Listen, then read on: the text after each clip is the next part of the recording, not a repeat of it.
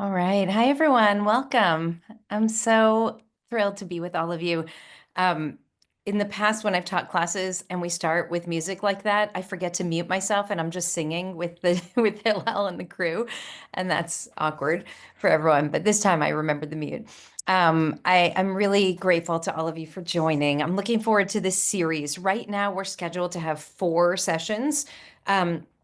Each of them also stand alone, but hopefully people will come to all of them. But we might add on as we make our way through the text. And so first, just my gratitude. I hope wherever you are safe, and I hope you are also surrounded by love. I am assuming that many of the people who are here with us for the class have either read the book or heard me speak at length about the ideas of the book. And in particular, on this first class, I want to focus on the core text of the book. So I'm going to assume that people have some passing familiarity with it, but nevertheless, I'm going to go through it really kind of word by word because I I'm very excited to share with you how this text came alive for me. The focus of our time together will really be to look at those sources that stand at the heart of some of the core ideas that the book puts forward. And so we're going to be looking at questions of loneliness, of love and loss, of building hearts that are capacious enough to hold incredible grief and also great joy at the same time. We're going to be looking at and talking about questions of caregivers and secondary and vicarious trauma, and how people who are either by profession or by character constantly taking in other people's suffering and heartache can find a way to metabolize what they're taking in or what we're taking in so that we can do so healthily and in the long term. We are going to look at questions of what it means not only to turn toward people with compassion who are experiencing great pain and to allow ourselves to be vulnerable enough to be received with compassion when we ourselves are in pain, but also to learn about building muscles to turn toward one another with curiosity when we are hurt by someone else's positions, by their words, by their actions. Especially in this time, this feels really poignant and really urgent that we work on these skills. We're not doing all of that today. We're going to start at the very beginning today, and we'll make our way through over the course of the weeks ahead. I will say that um, as many of you know, I wrote this book and closed the manuscript about 10 months before October 7th of 2023. I turned it in January. Um, in between the time that I closed the manuscript and that the book came out, which was January of 24, my father died at the end of August, who was a dear friend to some of you who are here on the Zoom. It's nice to see you. And also, and then October 7th happened just a couple of weeks later. So the book came into the world in a time of just unimaginable heartache, in the midst of war and with so much renewed pain for so many of us. And so I've been traveling for about a year now, or for over a year, speaking about this. And I've heard from so many people who've expressed the ways that this model of turning toward one another precisely at the moment that we are most compelled, that our instinct pulls us away, is a really critical Torah for our time. So what I want to do is really look into the sources with you and see how we can deepen and enhance our own knowledge and understanding of these ideas. We have an hour together today, and we won't do this today, but in future sessions, we may be able to we'll do some text learning. I really want this to be a conversation, so I hope that folks will be ready to share your questions and comments throughout. And maybe we'll even do some breakout rooms in future sessions. But for today, we'll just all stay together in the main room. As we begin, I would love if you would just check in the chat and say your name and where you're joining us from, geographically or spiritually. You get to decide, or maybe both. Just a word so that we can get a sense of who's with us here today. Um, okay, so are we ready to jump in? Um, so the backstory before I pull up the text. and forgive me, some of you have heard me share this before, and I describe this briefly in the book. Some of my uh, some of the texts that have really touched me most deeply in my life are texts that I encountered by accident. There's a text that I ran into while looking for something else in Masechet Avodah Zarah, in Tractate Avodah Zarah in the Talmud, the evening that my grandmother was dying when I was stuck on the West Coast and she was on the East Coast, and I couldn't get a flight into the morning, and I felt driven to look up a certain particular piece of Talmud, but accidentally landed on another piece, which became really core to my understanding of who my grandma was and what legacy she was leaving me with. Similarly, this text landed by accident in my hands when I was in seminary. I was actually looking for something else. I came across it. I recognized that there was something incredibly profound embedded in a very short Mishnah. And I sat with it, studied it, tried to understand what was going on, and it really, and then couldn't. I photocopied the text, put it back in my book, put it back on the shelf, and then came out to Los Angeles after I was ordained, got my rabbinic smicha, my ordination in New York, and we started to build IKAR. And about 10 years into IKAR, right when we were in the midst of starting to uncover what is now called a public health crisis in loneliness, or an epidemic of loneliness, I re-encountered this text and I understood it very differently than I did before. You're going to see the text in the raw right now. And I do want to share that the text that we have source sheets that I've created for every chapter of the Amen Effect for all 8 chapters.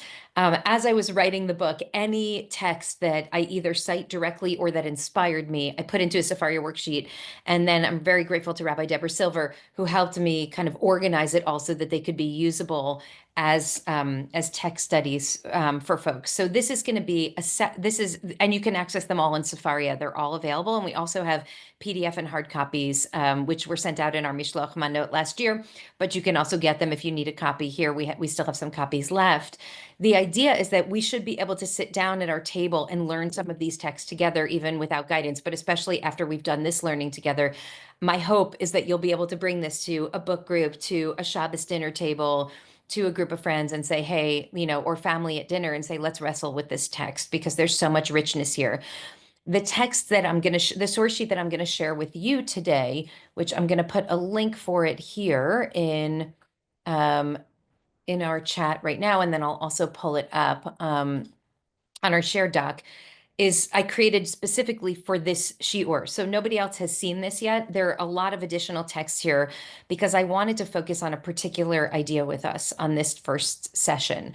One last word of intro, which is I am assuming that of the 95 people who are here with us right now, which is wonderful, that we have the full spectrum of experience with Jewish learning and Jewish text. I know that there's some rabbis who are here with us today, and there are probably some people who might be encountering Jewish text for the first time. If I ever say something that you don't know what it is, or if I forget to translate something, please raise your hand or put it in the chat and we will address it because I want to make sure that everybody feels fully comfortable. The core text of our learning together comes from the Mishnah. And can folks see what's on the screen here? Okay. Yes. Okay, great. So you also have a link to this. And so the core text comes from the Mishnah, from Mishnah Midot. The Mishnah is a compilation and codification of Jewish law. It was codified around the year 220 CE. So it's a really ancient text. The Gemara or the Talmud is the next 400 years of conversation that the rabbis have about the Mishnah. But this is really the core foundational text. And in most cases, it really reads like a law code. It's pretty terse. I have it here all blown up and spaced out, but if you look at it in a traditional book, you'll see it's just a couple of lines of text. So the context of Mishnah Midot is it is a chapter that is speaking about the architectural layout of the Temple Mount in Jerusalem. The temple was destroyed in the year 70 CE. So in the Mishnah, the rabbis are trying to get they're trying to get a careful articulation of what actually used to go on in the Temple Mount. Historians, by the way, will argue about how much of this actually went on or is part of the rabbinic imagination. Either way, we know that this narrative has been passed down for at least 1800 years. So it's pretty core and foundational. And so what I'm going to do is I'll take us through this Mishnah, and you can also feel free if you want to print out the source sheet, and then you can look at it that way if that's a little bit easier for you.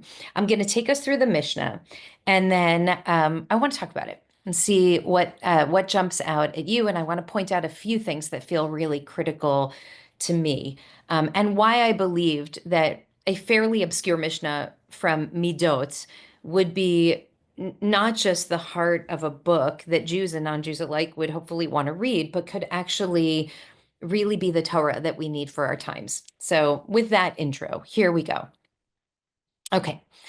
Kol hanichnasin lahar habayit, nichnasin derech yamin umakifin v'yotzin derech smol. So all who enter to the Har HaBayit, to the Temple Mount in Jerusalem, and I will pause here to say that this speaks to anyone who goes up to the Temple Mount on any day, but especially on the pilgrimage days, which are their three pilgrimage festivals. So Sukkot, Pesach, and Shavuot. And those are the days when really hundreds of thousands of people, an estimated just under 1 million people, would go up in Jerusalem, the holiest city in the Holy Land, to the holiest place, which is Har HaBayit, the Temple Mount, when the temple stood to where the Beit HaMikdash stood, and they would go up and enter this space. I'm gonna invite you down here for just a moment. I put this visual of what the Temple Mount may have looked like. This is a kind of reimagined version. This comes from the Schechter Institute if you want to learn more. I mean, there are many people trying to create models of what the place looked like. But if you look over here on the left, can you see my cursor, by the way? I don't think so. No. Yes? Okay. Thanks, Marcy. Yes. Okay. So so this is this most sacred space. And you can see the stairs over here on the south entrance. And you can't see the gates here, but one of the gates there is called the Hulda Gate. And what we imagine happened is that people would go up those stairs. First, they would come to Jerusalem from all around the world. They would immerse in the mikveh. There was this great sense of like festivity and celebration. And then they would climb up the stairs and go through the gate that's right underneath this portico, this like set of porticos here. And they would walk into the courtyard of the Beit HaMikdash, of the Temple Mount. I'm imagining that some people who are here on this call may have also been up to Har HaBayit or the Temple Mount, where Al-Aqsa Mosque is now. And so you've seen this place. I actually went up there for the first time just a couple of years ago and I witnessed the space where this Mishnah takes place. So all who enter the Temple Mount, nichnasin derech yamin, they enter by the right, meaning they're going to go in through that gate on the south wall, the Hulda Gate, and they're going to turn to the right. And they're going to circle counterclockwise around the perimeter of the courtyard, and then they'll exit by the left. Now, V'yotzi'in derech smol. So they're going to come in, circle around, and exit by the left. Chutz mimishta erodavar, except for someone to whom something had happened, shehu makif l'smol, because that person will go in and will actually turn to the left instead of the right. Now, you've heard me talk about this, I'm sure, but this is a really interesting way of choreographing the sacred ritual that would take place on those pilgrimage days or whenever an individual would go up to the Temple Mount. Because what you have to imagine is the masses of people all moving, entering, going up the stairs and turning to the right, and then circling around counterclockwise, chutz mimisha davar, which is a little bit vague, except for someone to whom something had happened, and that person's going in the opposite direction. Now, think about crowd control. Think about what it means to be in an enclosed space. It's a pretty large area up there, but it is an enclosed area with masses of people all moving in one direction, and then someone to whom something had happened who's instead going to the left. Of course, here's where this sacred encounter happens, where the people who are coming from the right, among them, someone sees, or hopefully more than one person sees the person coming from the left and says, "Malach makif l'smol." What happened to you, O person who walks to the left? What happened to you? And that person responds saying, Sha'ani Avel. And now we have an answer to the question of what does it mean? Misha ero davar, someone to whom something had happened. What kind of thing happened to them? Ani Avel. I am a mourner. And that's why I'm walking in this direction. And you see the terseness of the language here in the Hebrew. Hashochim b'bayit hazeh yinachameka. So they were blessed by the person coming from the right, saying, may the one who dwells in this house bring you comfort. Okay, we're going to pause there for a moment because this couple of lines essentially encapsulates what I think is one of the holiest charges to our people. We are called when we go into this space to enter and turn to the right unless we are brokenhearted, in which case we turn to the left. And what happens in this space is not an encounter with a priest. It's not even an encounter with the Kadosh Baruch Hu, with God. It's an encounter with one another where somebody who's coming from the right notices that someone else is coming from the left and then pauses and actually asks. And the formulation of this question is so simple and so profound that it really takes my breath away. Malach makif l'smol. What happened to you, person from the left? Malach, tell me what happened to your heart, because all we know is the vague language of Misha Erodavar. And so we ask, tell me what we know something happened to you. What is it? I will say that I extrapolate from Sha'ani Avel to mean any person who has experienced a great loss or is brokenhearted. And you can see here, if you go down a little bit more to text number 2 from Melechet Shlomo on Mishnah Midot, this is 16th century text. This text actually includes anyone who has a sick person in their house or anyone who's lost an item also that's precious to them, something that their heart hurts for, also walks and circles to the left. That feels really critical to me. I'm going to pause our share just for a moment so I can look at you. This feels really critical to me, especially in our time. A few things I want to say about it, and then I'm curious what you think. First of all, Jewish text and Jewish wisdom have a lot to say about what it means to lose a loved one. We have very prescribed rituals that start with the moment that we learn that a person we love has died, through that gray period, that cloudy period of aninut, when we are completely focused on burial. That is our primary obligation. We are not to, we are exempt from every other mitzvah. We are not obligated to do anything other than focus on helping lay this person to rest with dignity. Obviously, the rituals around burial themselves are very profound. The ritual preparation of the body, the way that we bury our loved ones with our hands, the liturgy, etc., through Shiva, etc. What we don't do as well are the other categories of loss. For example, how do we hold pregnancy loss? How do we hold the loss of a best friend who is still alive, but who you can't be in relationship with anymore because of a kind of distancing? How do you hold the loss of a home in a fire? These are also losses, but our tradition really doesn't extend, I think, some of the grace that we see in mourning the death of a loved one, an immediate family member, to these kind of extended losses. How do we deal with communal loss when someone who we don't know personally, but maybe a great teacher, or maybe someone who's in our hearts? I read this morning about the preparation on Thursday for the return of a number of the chatufim, of the hostages who are dead. And there's going to be a kind of collective holding of grief, but not for many of us, not our personal grief, but a kind of collective grief. How do we hold losses that are not our personal grief, where we are the avelim, where we can say sha'ani avel. Um, what about a grandparent? What about a cousin or niece or nephew, where we're not officially avelim?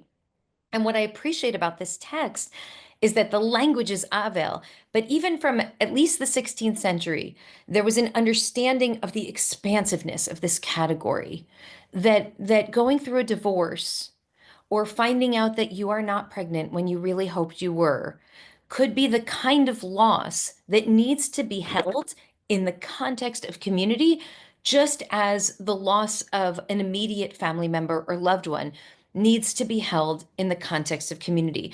And so I read this as very spacious, for two reasons. One, because we see that at least from the 16th century, we have rabbis who are inviting us to that spaciousness, but also because the first time that the text alerts us to the person that's walking to the left, it uses not a specific language. It uses a general language. Misha erodavar, someone to whom something had happened, which to my mind is an invitation to expand our imagination about who in the community actually needs and deserves our love and our care. So I am also going to just point out, and then I'll pause for a moment. We can take some questions and comments. Um, the gentleness of this encounter. I want to invite us to think about the tenderness here, that the person comes in, and if we think about the kind of courage it would take to go up to Jerusalem, to climb those steps, to go through this process when you know that you're not okay because you've just experienced this loss. And here I invite you to just think for a moment about when you've experienced loss and then shown up in community, whether that community has been shul or has been a friend's birthday party, or or church, or a book club, when you have experienced loss and then you choose to show up, what it feels like in that initial moment of encounter. um, just the other day, I can't see everybody who's here right now. So the person who shared this might even be on this call. But just the other day, I was with somebody who was sharing that she went through a very, very hard divorce. And she instinctively separated herself from community because she didn't want to have to tell the story to everybody who she saw. And finally, she realized she couldn't navigate this time without community. And so she called Melissa. And Melissa Balaban, who's our CEO and my beloved co-conspirator here. And she said to Melissa, I need to be back in community, but I don't have the heart to tell every single person what happened. So can you just like get the word out and let people know? Because I need to be seen as a person who's in need, but I need to not go through the whole story every time. And I think there's something about needing to be seen for the pain that you're holding. I so appreciate the tenderness of the simple question of curiosity and the embrace of a person rather than running away from them and letting them dictate the terms of what that encounter will look like. A simple question that's followed by a blessing. They don't have to sit for 3 hours. They don't have to have dinner together. They just need to be seen as somebody who's gone through something, Misha Erodavar, and they need to be acknowledged, affirmed. They need to be blessed. So I'm going to pause for a moment and see if there are a couple of thoughts about about this first piece. And if not, I'm going to keep going. But if you have a question or comment, I'll open up for it now.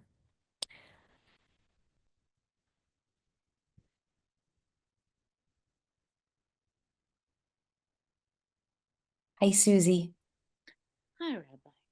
I keep wondering, won't almost everyone be brokenhearted and a mourner? Yeah, so this is this is really a horrible truth of our time, but I shared with you the context of when the book came out, and I think in part because of that context, and that's only amplified over the course of the last few months. I think we are now living through a time when everybody who's awake and paying attention in some way is not okay. We've all had something that has happened to us. If you just look at January of 2025, and we're here in Los Angeles, and I know there are people with us from all over the state and all over the country. but just the confluence of challenges and crises that we're facing in our time makes us really not okay.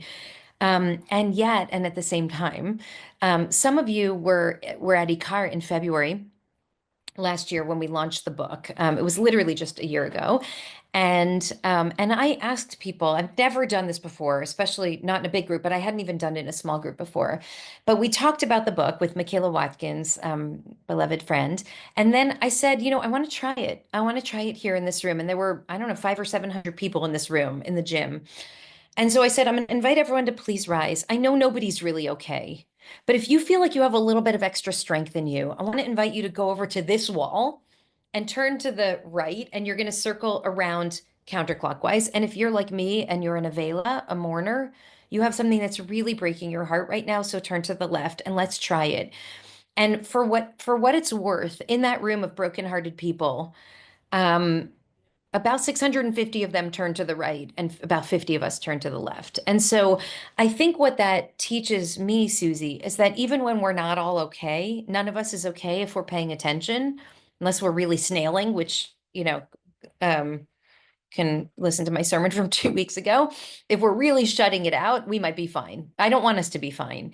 None of us is really okay right now, and yet some of us have a little bit more strength than others. And can we, even in our own grief, still find a way to step toward one another, toward those who are hurting, even a little bit more acutely than we are? Thank you for that question. I see Cheryl and then Wendy, and then we'll go back to the text. Cheryl? Hi, I'm at the gym and I wasn't planning on asking a question, showing my face. But when you talk about loss, it's like every day when I watch the news and it's right in front of me in the gym, I try to avoid it. The loss of our government, the loss of people's rights, um, the loss of the poorest people in the world getting their food and medicine. And I mean, I'm not personally affected by this. I'm gonna retire soon. I get a pension, not Social Security, but it's devastating me. It's devastating for me, like the people of the world, and how people who voted for him probably got fired. You know, I Yeah. I don't know how to reconcile it in my mind. Yeah, Cheryl, I mean, I agree. I think the loss is really profound and widespread. And, again, if you are spiritually awake in the world, you are aware of that loss right now. And so, and at the same time, I have seen over the course of these, 21 years at IKAR and before that, how sometimes people who are in the deepest and most acute suffering are also incredibly sensitive to other people's loss. I can give you 100 examples of that, and some of them I even bring in the book. But people who've experienced grief, um, we even just saw this, in our own community, in the last couple of months after a very tragic loss. The way that other bereaved parents stepped forward and said, I am here and I want to be of service to these bereaved parents. So we see the way that when we're all experiencing loss, we can still support one another and still find the strength to look at each other and say, Malach, and give blessings to one another. The way I've been looking at it, kind of based on the paradigm of the Mishnah, is even those who are turning to the left can still look to those who are standing behind us in this circle and say, hey, you're also not okay. Do you want to talk about it? But thank you, Cheryl. And finally, Wendy. I Hi. struck by I've heard you speak about this, the power of ritual and practice. Mhm. Often we're talking about people who are in pain, in grief. Oftentimes people don't know what to say to them. Of course, the book, what I have nothing to say. But so here we're given a practice, something to do Yes. where we can rely on, oh, I'm supposed to do this. So I can ask it, and it gives us some kind of a text, a script that we can use, because it's very, as much as being in grief itself is a very vulnerable place, it also is a very vulnerable place to talk to somebody who is suffering. And that can be scary for a lot of people. So this notion of doing, of walking, and being asked to ask This is a very important thing. And I think it's also in psychology sometimes, or in the arts. If you act as if, you become it. That Mm. oftentimes what we do will help us in the process of becoming what we want to be. That's great, Wendy. Thank you. I might come back to that at the end of this session, but Wendy is, I think, referring to Colin Campbell's book called Finding Words, which many of you read. And if you didn't, I highly recommend it.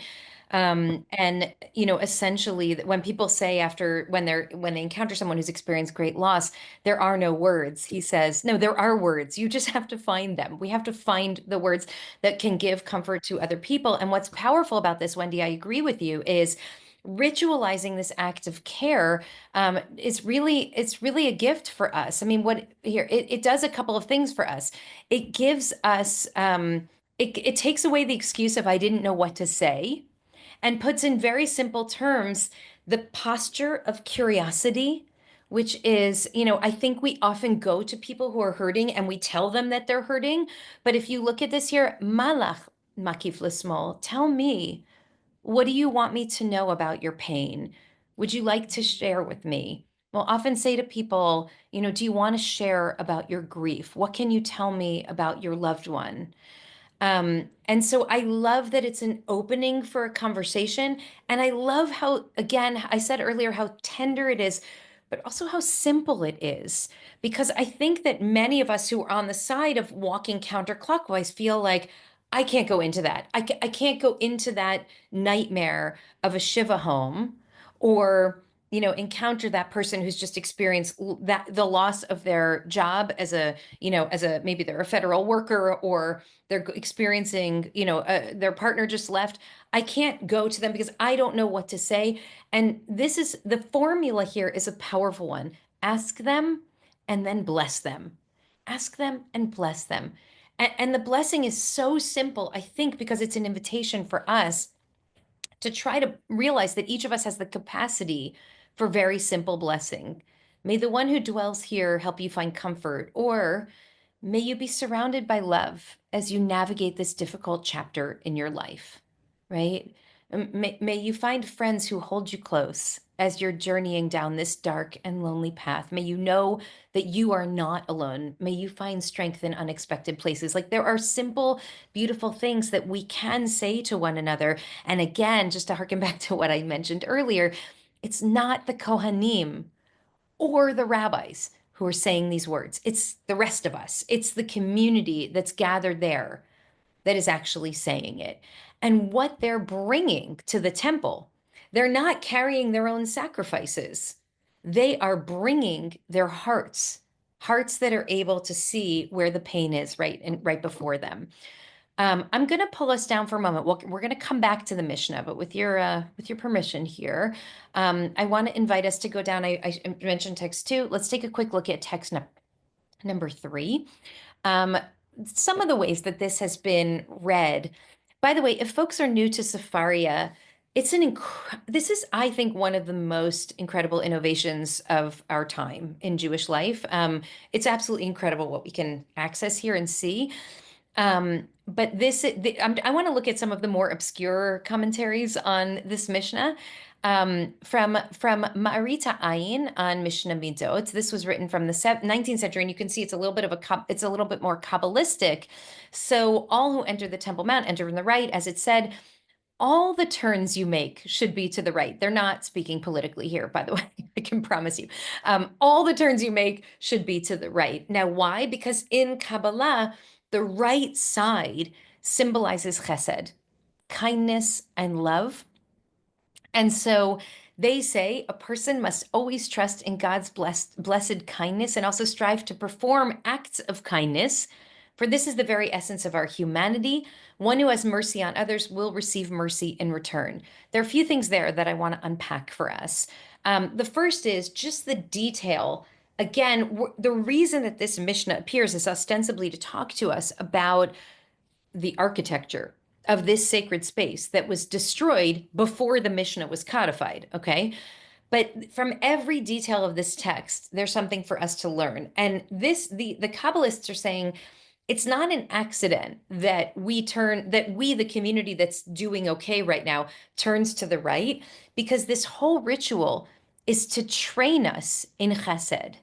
And I'm so moved by the language here. It says, "V'tzarich adam livtoach bechesto." You should bechesto yitbarach tamid. That a person should always, we should always trust in the goodness of the Holy One, that God will receive us with love, and also that we have to embody that love and kindness, because this is what it means to be a human being. That if we don't embody kindness, we are going to live in a cruel world. What I think is happening here is it's taking this micro ritual, which is very space and time specific. It's really speaking to a group of people who lived in that land in that time before that temple was destroyed, who did a very particular ritual that, believe me, is not on the greatest hits of Jewish rituals that they teach you in 6 years of seminary. Again, I found it by accident. They take this ritual and say, embodied in this ritual is the very essence of what it means to be a human being. Because this ritual teaches us, trains us in chesed, in love, and in kindness. And if you expect God to be kind to you, how are you manifesting kindness toward others? And if you want to live in a world that is more kind than cruel, it's on you to create that reality. The ritual of what happens in that sacred space becomes a micro version of the world that we actually want to create. And I'm going to show you even a further proof text to that. Look at this. I'm going to skip down here to text number 5. This is Mishnah Eretz Israel on Mishnah Midot. This is a contemporary commentary. Look at what it says here. So it says, years later, when the temple had been destroyed, the circling still took place, but it took place outside the Temple Mount in what is still known today as the Circuit of the Gates. So what they're saying here is that this whole property was destroyed. This is like, I mean, you know that there's still a small piece of this that exists, obviously, which is the Kotel, which is the western part of the western wall. You can still see parts of this property, of the retaining wall especially, and some of the stairs. But when this sacred space was destroyed, the ritual persisted. More important than the temple itself was the idea of what happened in that space. And what persisted was not animal sacrifice. They didn't then go on and practice animal sacrifice in a courtyard outside the rubble of this sacred space burned to the ground. What they persisted in doing was the circle ritual. So to my mind, what that's doing is the same thing that Rabbi Yochanan ben Zakkai is doing in his very famous conversation that he has, which you might remember. The story is that a generation in the generation after the destruction, that the rabbis who survived are walking by the ruins of the temple, and they start to cry and say there's not going to be any more goodness in the world. Now, Rabbi Yochanan ben Zakkai says, no, what we have to do now is build a world of love. And this feels to me like the corollary to that text, because but it's not just saying we have to build a world with love, and we have to take the prayer and the connection to God that happened in that sacred space and now bring it into our local spaces. It's saying that not just that as an idea, but that as a ritual practice. The fact that the circle existed after the temple was destroyed says something so profound, I think, about the eternality, about how essential it is that we understand the eternality of this message. As Wendy said, not just that we're called to be kind and compassionate, that that this side of our body is the embodiment of God's goodness in the world, but that we have a way as a community of doing that. And I don't know if it actually happened in circle format. And I don't know if it happened with this formula, malach, and and ani avel and hashochem b'bayit hazeh. I don't know if it happened exactly like that, but I know that what they're saying is that this ritual transcended that sacred space. The temple is gone, but the love persists, and it must persist. And that's why this ritual could be implemented in every place we go into now in our time. It's not space or time dependent. It's something that we can manifest when we're sitting across from somebody, Misha Erodavar, to whom it is clear that something has happened to them, that they're not okay. And then we engage them simply in the form of a question and say, hey, do you want to talk about what happened to you? And if they are willing to share, to then bless them. And when we're the ones who are not okay, and I want to just ask us to embody for a moment that posture, the ones who circle to the left, some of you here, no doubt, are availing right now, are mourners at this moment. And certainly, I would imagine that everybody here has at some point been in that direction. What does it mean to feel safe enough that you can trust that when somebody says to you in your hardest moment, what happened to you? Do you want to share a little bit about your broken heart? That you feel safe enough to say, yeah, my father died, or my loved one left, or my kid's not well, and I'm really worried. What would it mean for us to actually build spaces, sacred spaces and secular spaces and mundane spaces, in which we could trust one another, that we could hold that kind of depth of pain and sorrow when it comes? And I see that as a real challenge for our time because, as several of you have noted, we're not okay. We're not okay.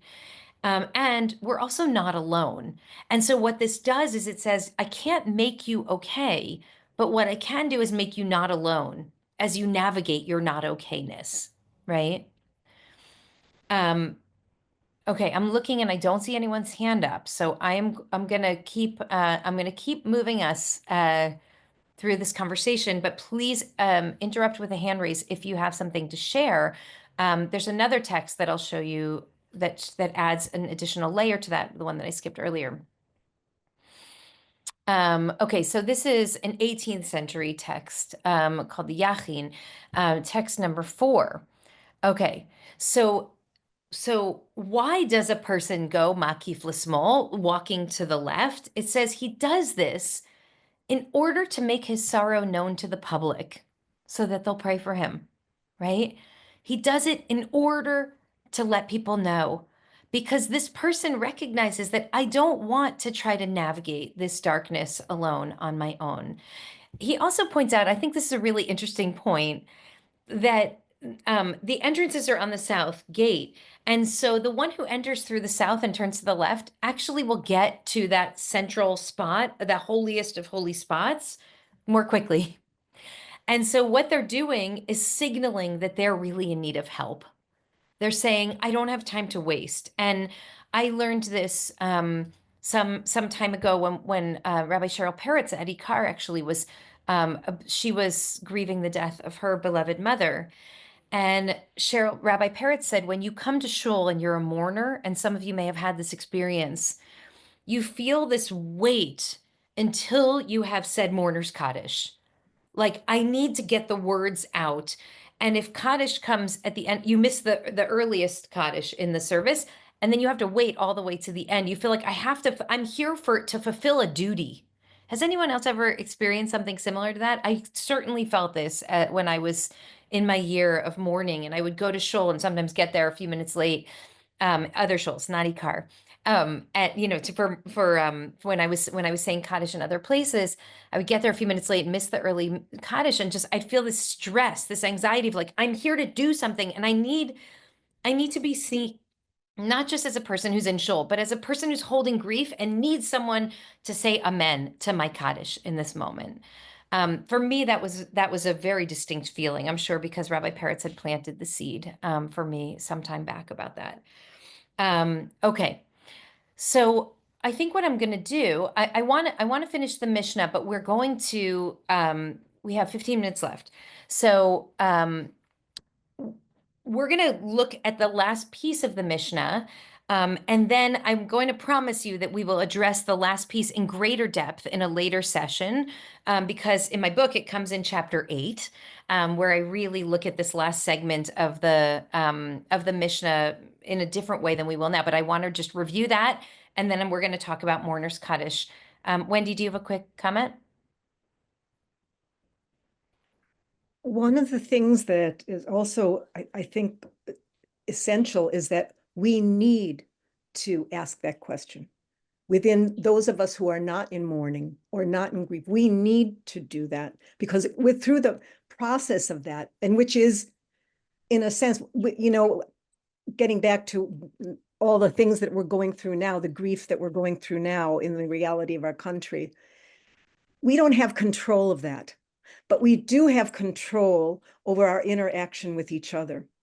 And one thing that we do have control over is we are able to bless each other. And blessing in itself is a very powerful communication. And when we are asking about how a person is, that is blessing them. It is seeing them, as you were mentioning, and hearing them. I always think of the Shema. The first thing that we're asked to do is to listen. That is Right. such a powerful, powerful healing practice to do. Right. Wendy, I'm going to actually come back to that, and I think we're going to close with that idea in a moment. Let me take you back to the text now, and we're just going to look at the last piece of the Mishnah from Midot. By the way, Jess, who is adminning, thank you for your help with this. And if you can put in the link on our website to where all of the source sheets are linked so that people can easily find them if they want to come back and look. This one with all of the additional commentaries isn't in that yet, but I'll add that. But we have, as I said, there's a text study. There are multiple source sheets for each chapter generally, 1 to 2 source sheets for each chapter. Okay, so now we're back up here. Sha'ani Avel, because I'm a mourner, may the one who dwells in this place offer you comfort. And then Sha'ani Minudeh. So this is a second example of who might be walking to the left in this space. And the Minudeh, just to remind us, is a particular category of punishment in the ancient world. These are people who are not excommunicated, which is a permanent and utterly catastrophic state. I mean, you are totally separate from the population, but one step short of that. The idea is that we put somebody in Nidui for a set period of time in the hopes that they might make tshuva, that they might realize the pain that they've caused and they might come back. But in the meantime, they are segregated from the society. They are ostracized from the society. So what are they doing here? What are they doing in this place on this day with all of these Jews who are coming up to the holiest place when they're not supposed to be encountering each other at all? They're not supposed to be coming to Shabbos dinner. They're not supposed to be coming to Minyan. So here the person is, and they're walking to the left like the Avel. So we already have kind of a sympathy for them. We have this sensitivity toward their experience. And the person says, I'm an ostracized person in this community.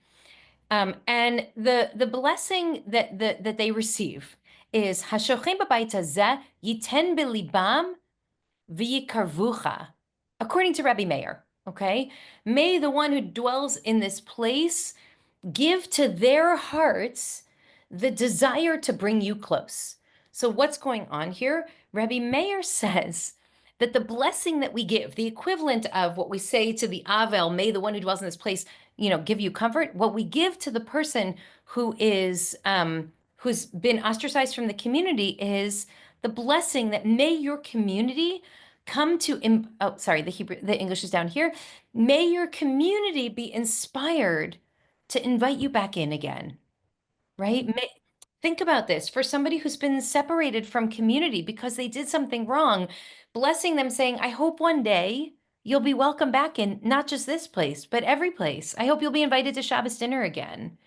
I hope you'll be invited back to Minyan. But this is problematic because the person put in Nidui is only there because of something terrible that they did. So what does it mean that the blessing that they get is may your friends welcome you back? Why not put the responsibility on the menudeh, on the person who's caused harm? Instead, we're putting the burden on the community that you should welcome them back. Why don't we put the burden on the person who made the mistake in the first place? You have to imagine, if it, almost impossible for us to imagine, but a truly perfect justice system in which somebody is not put into nidui unless they really deserved it. So here we hear a second opinion, this time from Rabbi Yossi. Amar lo Rabbi Yossi, asitan ki ilu avru alav et adin. You're making it seem like the law actually harmed him.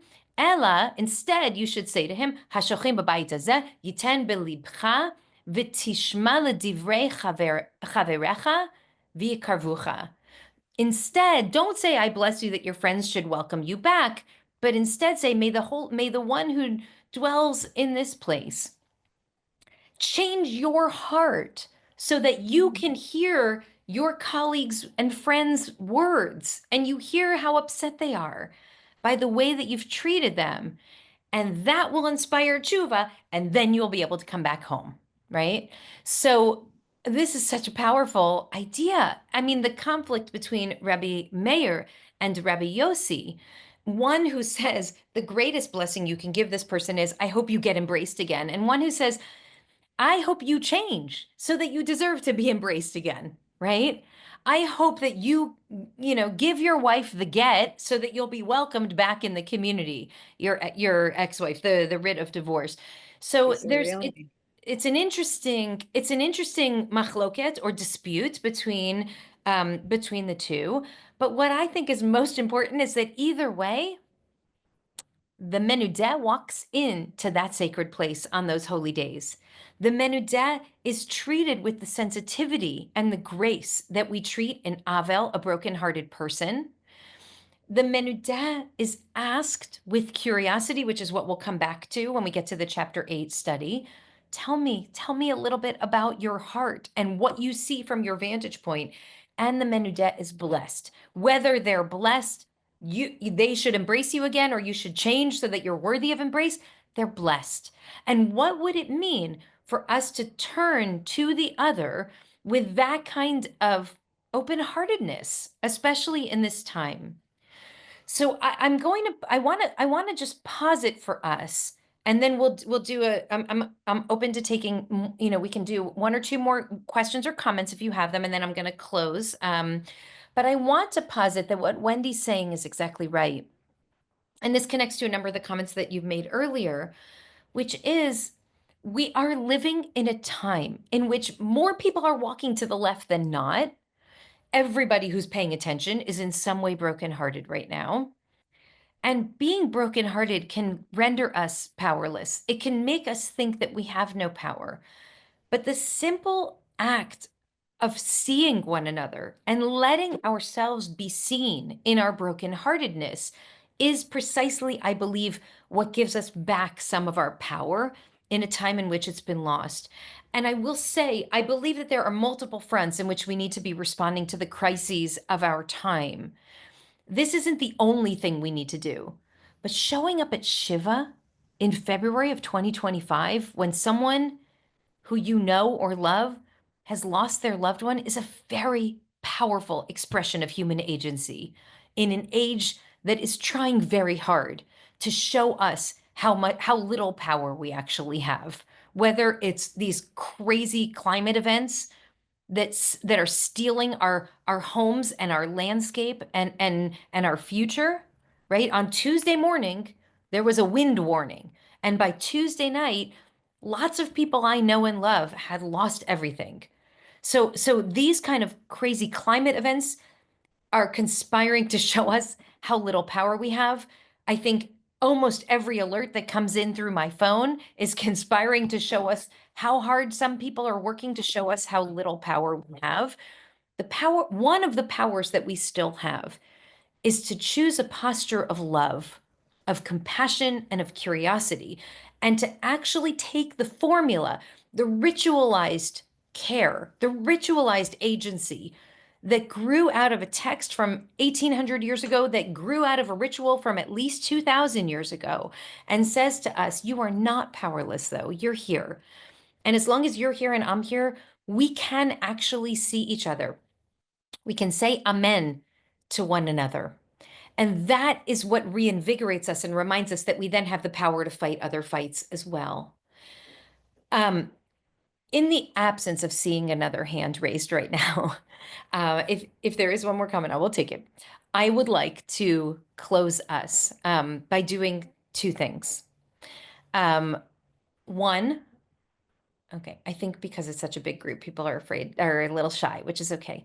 Okay, so one, I want to just bring us down for a moment to what comes all the way down here, if you're following along on your own, to this notion of amen.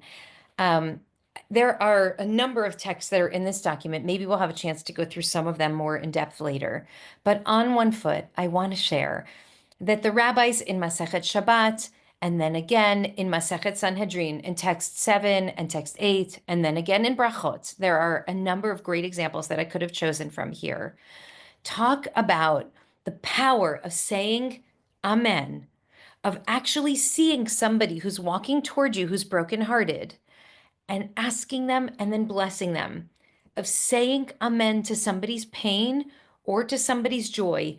It actually gives us the power. It is such a powerful act that it can tear up, the rabbis say, a decree against you. This is such a powerful act that even if you're an idolater, when you say amen, you are forgiven, right? The act of being present to another human being in their pain and in their joy is so transformative that the rabbis say it is one of the most powerful things that we can do for each other. And it may even be more powerful than the experience of that joy or pain itself, is the witnessing of that experience. They're not using the language of mirror neurons, but they're sharing with us how when we mirror back to another person who's hurting what they're experiencing, which is precisely what's happening in that sacred space on the Temple Mount, we are doing something, an act of incredible power and incredible holiness for one another. And so I want to ask that we do that with each other now as we close. And I'm going to turn here to the Mourner's Kaddish, which is text number 5. Is there anybody who's with us on the Zoom right now who is grieving the death of a loved one, who wants to say Mourner's Kaddish, who's grieving a loss? And if you would be willing to share their name here in the chat, I will invite us to close by unmuting ourselves so that you can say Mourner's Kaddish and you can hear all of us saying Amen. Hi, Sarah. Can you just share the names, Sarah and Michael, of your loved ones? Yes, my sister, Karen Beth Weiss, died on October 1st, 2024. May her memory be a blessing, Sarah. Thank you. And Michael? My mother, Tamar Cohen, passed on October 26th. May her memory be a blessing. I'm so glad you're here. And Wendy, do you have a hand up? My sister-in-law, Roberta Sandler Feld, who passed a week and a half ago. And I'm going to add, may her memory be a blessing, Wendy. A week and a half ago, did you just say? Yeah. Oh, I'm so sorry. Yeah. May her memory be a blessing. Thank you. And I'm going to add my cousin Nancy because her English yahrzeit is today. And I hold her with love today and every day. I am going to invite everyone to unmute, and those who are saying Mourner's Kaddish, please say it. And those who are saying Amen, please recognize that this could be one of the most powerful gifts that we can give each other, is to just see each other in our pain and just say the word Amen and honor and lift it up. Gadal v'yitkadosh. May Rabbi. Amen. Yalmadi Divrachim Brachim te, Tamich Machom te, Chaychon Chaychon v'Yomechon v'Chaydachon b'It Yisrael. Agala b'Zman Karib Imru Amen. Amen. Shmei Rabba Varach Barach B'Pa'ar B'Tron B'Naseh Hadar V'Talel V'Telar Shmei Kudasha Brachu Ala Minchu Dechata V'Shirata V'Chata V'Nechamata V'Nira Be'Ava V'Imru Amen. In Shloma Rabbanim V'Chaim Aleinu V'Al Israel V'Imru Amen. Zeh Shalom B'Mrovav V'Aseh Shalom Inu V'Al Israel V'Imru Amen. Amen. And thank you all so much for joining. I really love this sacred time together, and I'm looking forward to the rest of our series. And feel free to email me or send a note if there are particular things that you want to make sure that we discuss or look at. And Jess, I think, put in the chat the link with all of the source sheets. So please take them. They were designed to be used, and I hope that they can be helpful for us, and share these and let me know how these conversations go with your loved ones as well.